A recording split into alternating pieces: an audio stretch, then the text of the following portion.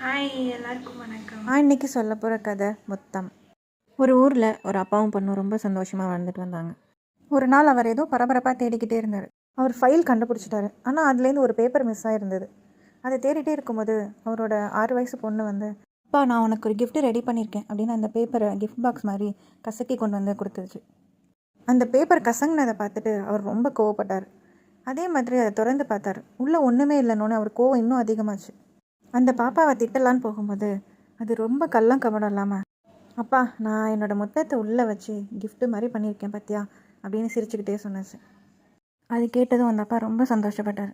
கொஞ்ச நாள் கழித்து அந்த பொண்ணுக்கு உடம்பு சரியில்லாமல் போச்சு.